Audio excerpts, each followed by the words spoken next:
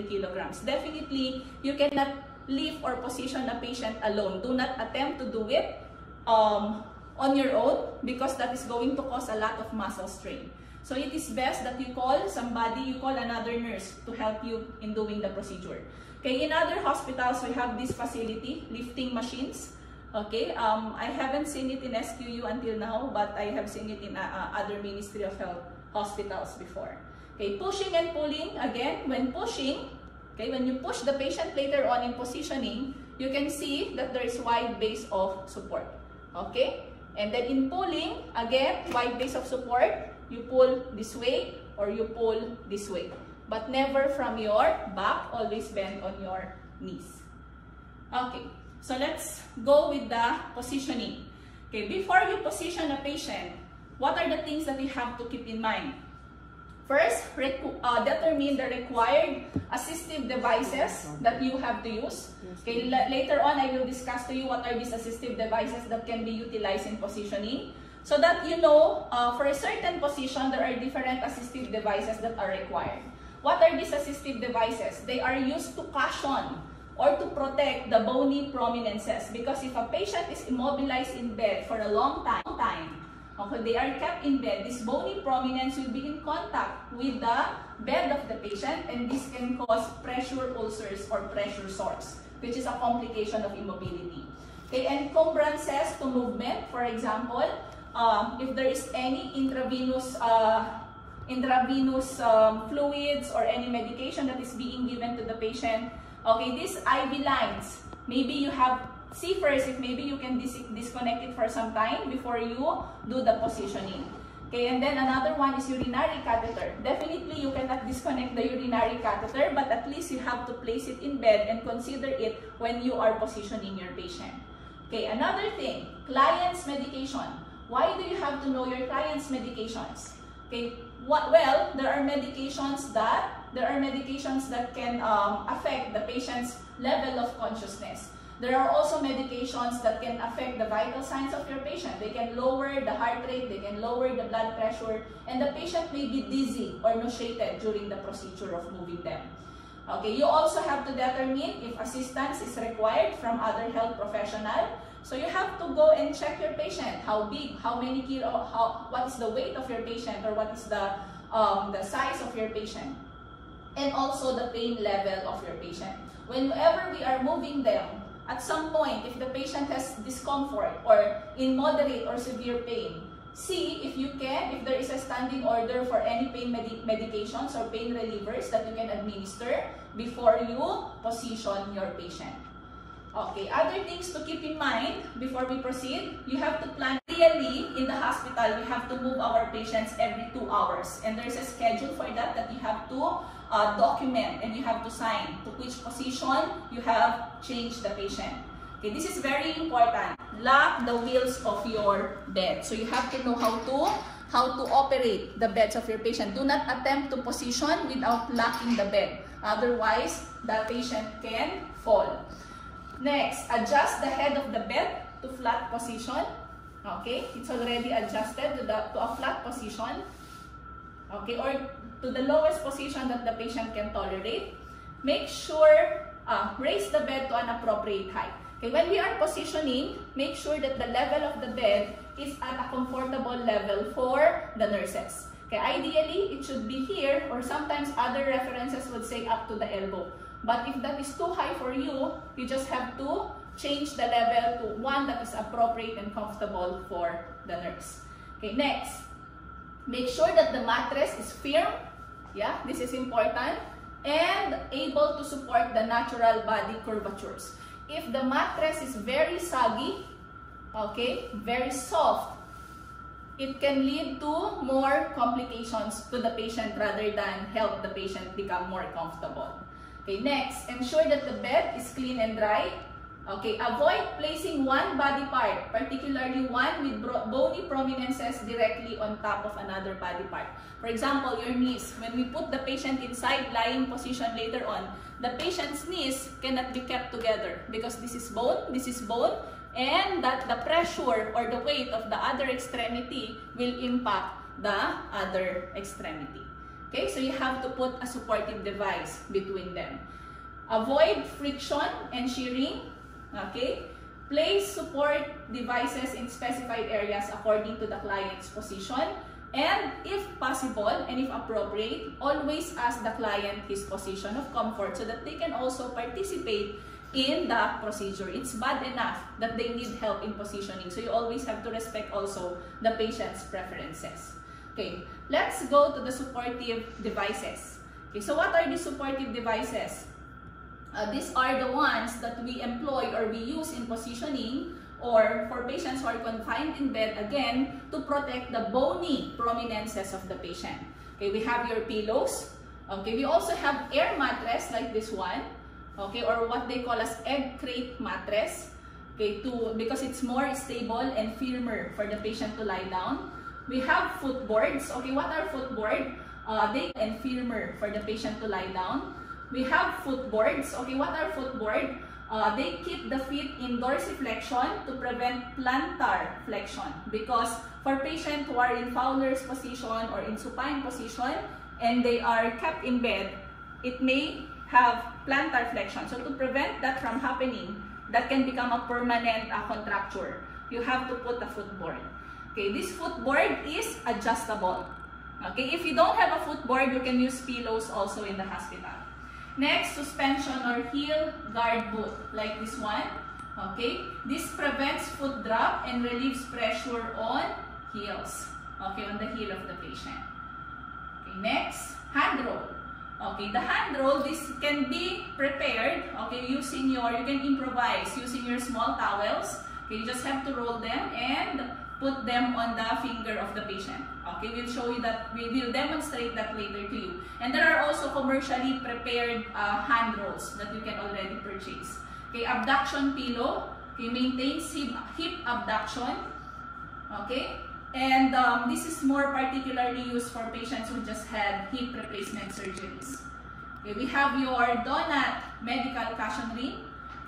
Okay, this comes in different sizes. The big ones are usually placed in the back to protect the sacral area, and the smaller ones can be put on the elbow. Okay, cardiac table. Okay, this is your cardiac table. Yeah, these are cardiac tables. Then trapeze, which are also available in the hospital to facilitate movement of patients, especially those who have orthopedic problems. Okay, then trochanter roll. Okay, this trochanter roll, as you can see, the length should be from above the hip to above the knees of the patient. Above the knee, above the hip, and then above the knee. This is to prevent the external rotation of the hips. Okay, these are the different positions. Now I would like you to look into the pressure points, because this is what you are going to guard after the positioning. So let's see first. Here we have a patient who is in Fowler's position. So where are the bony prominences that are in contact with the patient's bed? So here you have, of course, the head, the back of the head, which is already supported by the pillow. The scapula, okay, scapula also supported by the pillow of the patient. Okay, the shoulder supported by the pillow. Then what else? We have here the sacral area in contact with the bed. The ischial tuberosity. We also have your popliteal area, the back of the knee, and the heels of the patient. Okay, and then again, on the foot part, to prevent plantar flexion, you have to put your footboard. Okay, patient who is in supine position, you have the back of the head. Okay, you have the scapula, you have the elbow, you have the sacrum of the patient, and you have the heels and even the popliteal area, the back of the knee.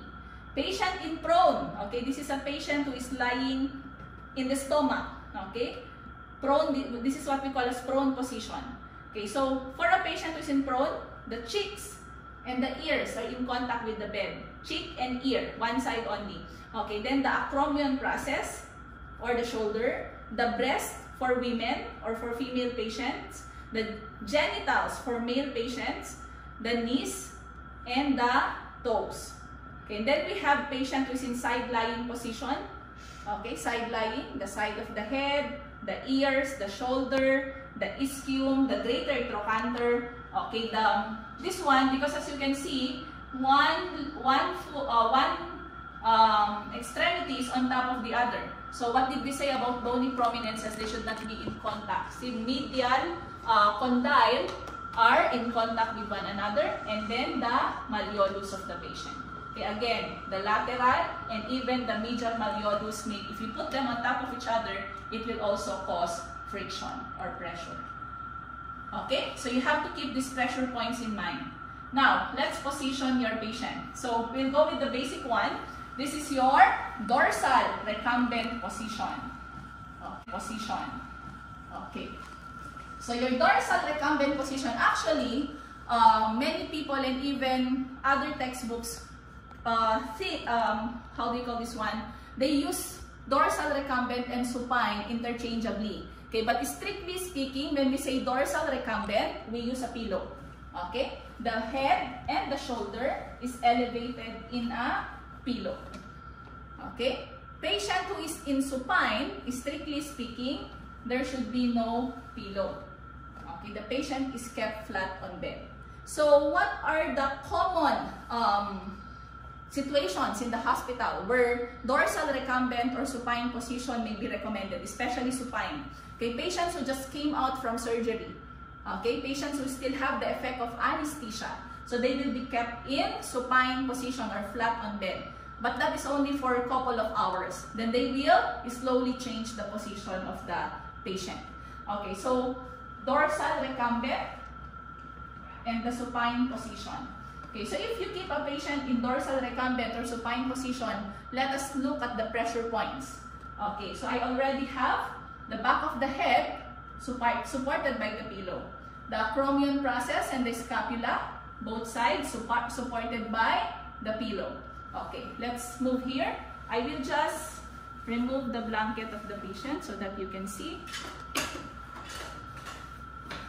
Okay. Then another one is the sacrum. Okay, may I request Miss Adam to give me the linen? Okay, here you can use a small pillow. Okay, ideally it should be a small pillow, but if it's not available like now, we are using the linen. Okay, so just put it at the sacral area here at this space to protect the patient's back. Okay. Okay. Then we also have your to protect the patella, popliteal area and the heel. Put one pillow. Okay, then your footboard. Because you don't have, you can use this pillow as the footboard. Okay, then we go here. Another one, the hips. To prevent the external rotation of the hips, we will apply your trochanter roll. So trochanter roll, if it's not available, you can always improvise by the use of your towels. Okay, so I will roll on one side. So whenever you are rolling, which you will, I think this is too big. We have two. Okay. Yes. Okay, again from the hips to the above the knee. Okay, so I will just.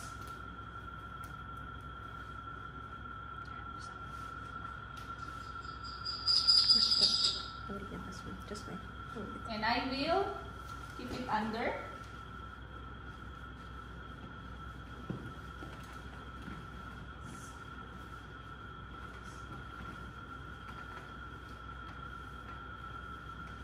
Your position. And then, when you are rolling it, not this way, but it should be this way. For patient's comfort and to avoid the edges to scratch the patient's skin. Okay. Supporting the hip. And then, how about the fingers? Okay, now we are going to do your hand roll. Okay, so for the hand roll, another one. Okay, for the hand roll, this is your small towel. So you just fold it into two and roll it. And put it on the patient's hand. Miss Hadam will do for the other hand. Okay, now, how about the elbows?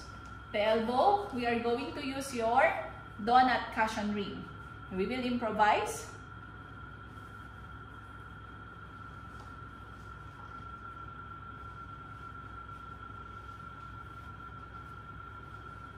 Okay, and make a ring.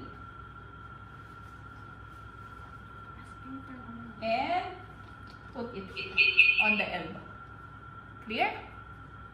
Okay, so we have already protected the patient's bony prominences. This is for the dorsal, recumbent, and supine position. Clear so far?